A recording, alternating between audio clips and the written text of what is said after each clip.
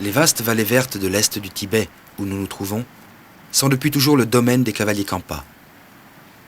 Leurs exploits guerriers ont rendu célèbre cette partie de l'Himalaya dans le monde entier, jusqu'à faire des cavaliers du Kham une sorte de mythe, un symbole de l'esprit d'indépendance.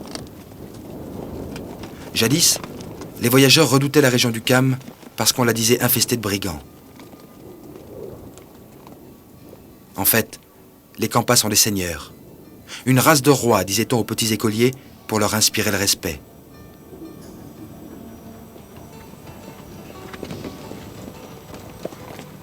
De grande taille, toujours en armes, ces cavaliers aiment faire la démonstration de leur force et de leur élégance. Ils ont été au cœur de toutes les luttes qu'a connues le Tibet. Ils ont combattu à la fois l'influence de Lhasa et l'envahisseur chinois. En 1959, ils ont pris fait et cause pour le Dalai Lama. Mais aujourd'hui, quel pourrait être leur rôle, à l'heure où le pouvoir central de Pékin voit surtout le Tibet comme un lieu d'installation nucléaire ?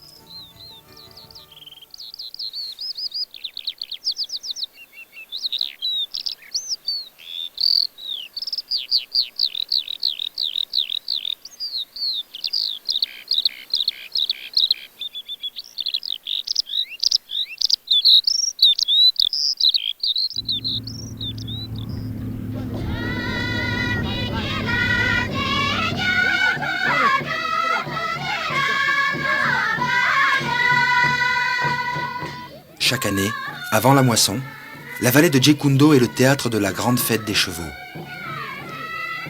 Dans cet impressionnant campement, les villageois du coin cohabitent avec les nomades et les cavaliers Kampa. Au milieu de la fête, ceux-ci m'apparaissent encore davantage comme les survivants d'une race de combattants condamnés tôt ou tard à l'extinction.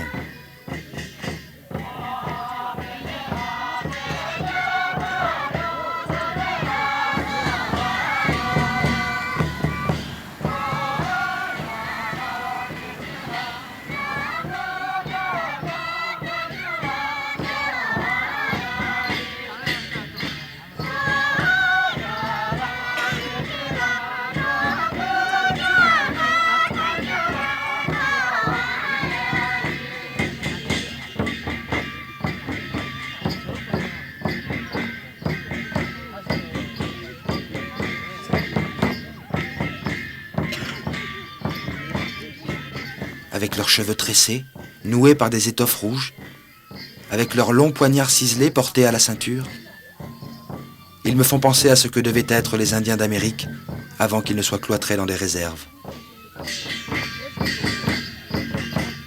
À nos yeux de visiteurs occidentaux, les Kampas ne sont déjà plus que les héros d'une fête.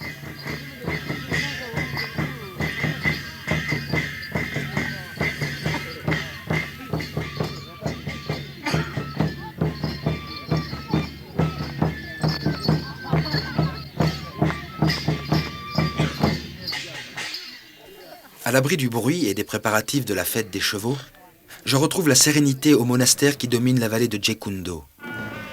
On y célèbre les dernières cérémonies en l'honneur de Pende Rinpoché.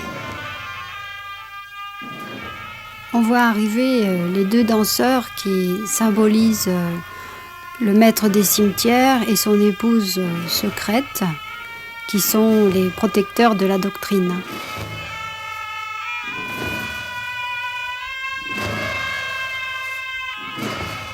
Pour les Tibétains, le cimetière est aussi un lieu où l'on danse. On le suppose habité par des forces démoniaques, mais qui peuvent dans certains cas incarner la sagesse. Quant aux corps des défunts, ils sont incinérés ou décomposés dans l'eau, ou encore abandonnés aux vautours, quelquefois aussi enterrés.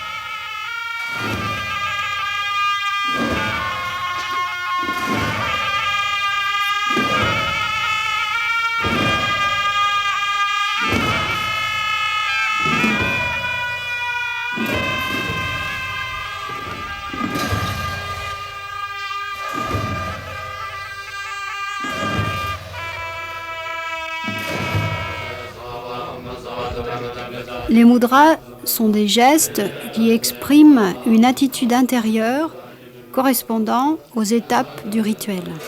Les visualisations, qui sont une création mentale, sont très importantes parce que être capable de visualiser une déité, ça veut dire être capable de transformer son esprit, de le diriger là où on veut qu'il aille.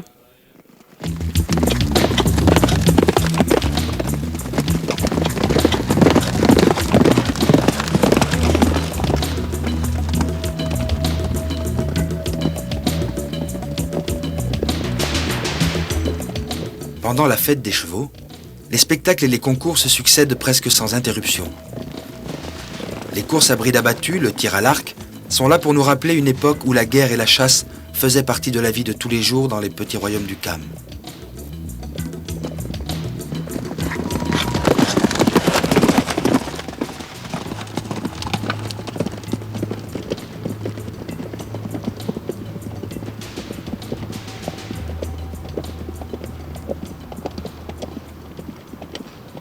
De ces rites, il ne reste que des prouesses sportives. Les cavaliers se font un plaisir d'exhiber leurs costumes et leurs harnachements les plus beaux.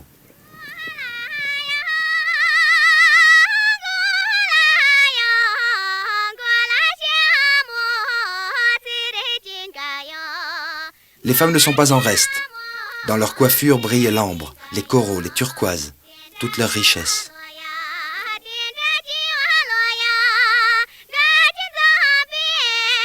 Pendant la Révolution culturelle, on leur avait interdit de porter ces bijoux.